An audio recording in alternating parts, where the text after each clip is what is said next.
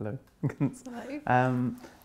Do you want to tell me about the 4 works that you're showing in Poland? I know one hasn't been one is a very recent painting. So the 3, I mean, all of the paintings are relatively recent.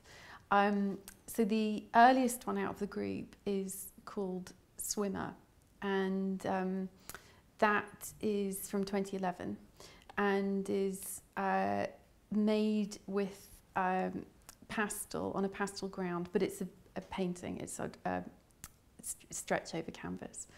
And then the other one is called Trousers, and that is from 2012, and that one is made with acrylic, and it's got a working with pattern in that painting. And then the other one is called Today, and that's 2012 as well, and that one's made with a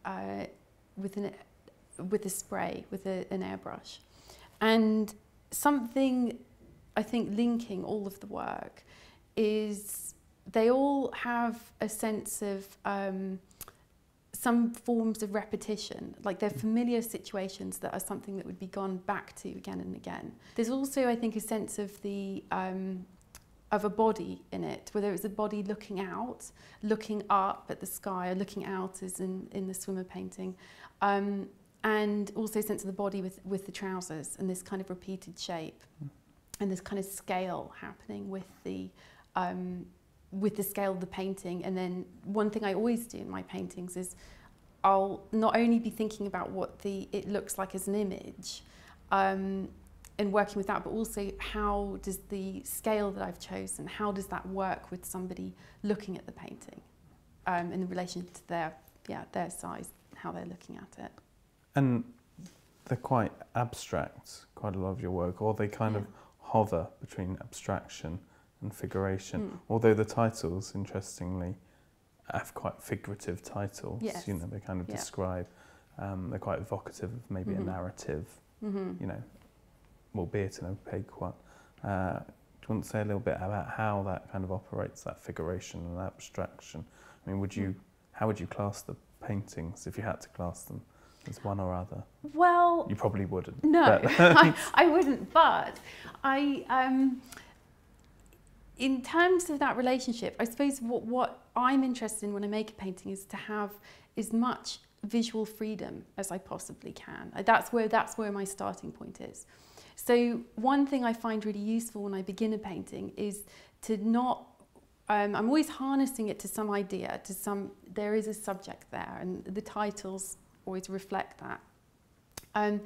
But it's really important for me, often I find it useful to think of visually explaining something rather than recreating an image of what it looks like.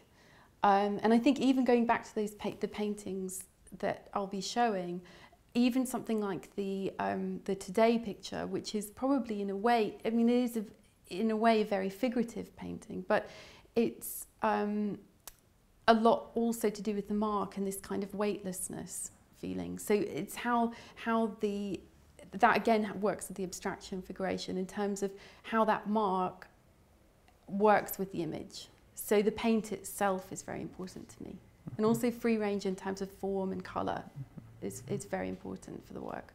It's almost kind of looking at a portrait of a sense of the object as opposed to kind of a depiction of the object. Yeah. It's kind of a feeling. And and so I'll be thinking of everything when that's why I work with memory a lot, in a way that I'm just using it in a way that if I used a photograph, if I was working with a photograph, then that's all about the image for me.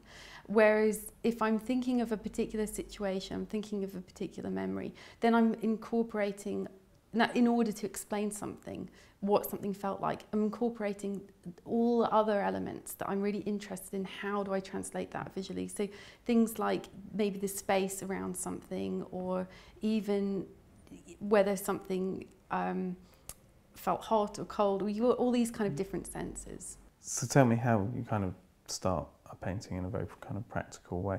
You don't use source imagery, right?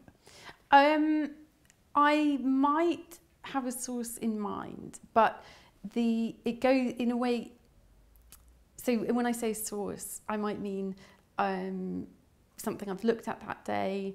It could be a building, it could be some fruit, it could be anything very familiar. But there's also, it has to be loaded with some other things for me to be want to take that further into a painting. And in terms of starting a painting, it begins in a very intuitive sense. So it's about the connection between the colour and the paints I'm using, the colours I'm thinking of, and how that works with the subject. And sometimes the subject comes before those things, and then sometimes those things actually inspire the subject. And I do quite often work in large sketchbooks, which I think probably you can see behind me. And those I'm working in an very, very intuitive way. So they're almost sort of a kind of note-taking of different, I work with lots of different coloured papers in there, and I'm so beginning with colours, beginning with patterns. And when I'm working in those books, then that's something I describe as being very kind of gentle with my ideas at the beginning. Then I can build up to giving them a much harder time when it's maybe going to turn into a painting, or when I am working on a painting. So it's a different thing. Then there are elements of judgment need to come into the work.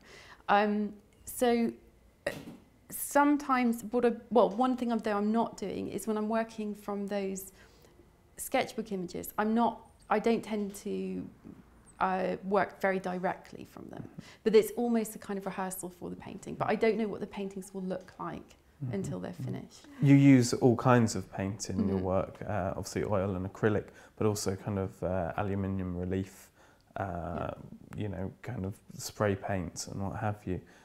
Where does that come from? And I suppose it links to that idea of having as much freedom in your work as possible.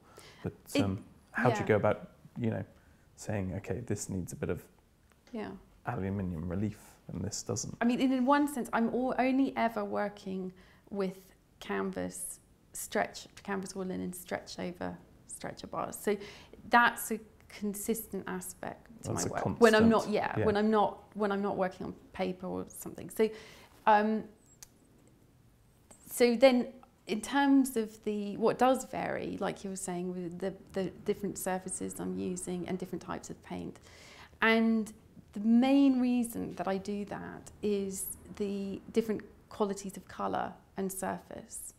And so, for instance, how matte and almost kind of plasticky sometimes acrylics can be. Usually when I use acrylics, I'd like to make them as matte as possible. So I'll use a very absorbent ground, which creates a surface almost like paper. And that's emphasising that what I see is the qualities of those paints. And then, for instance, with oil, then I feel that the colours will do something very different.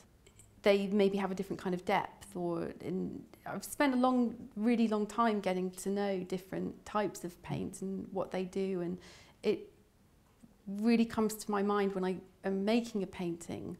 I'll make a whole series of decisions about, of course, what size it should be, and those decisions are often very physical. I mean, they're about beginning something and responding to it, and working out whether what I'm looking at is the direction I want to take it in or not. It's just part of building a language with paint and what it can do.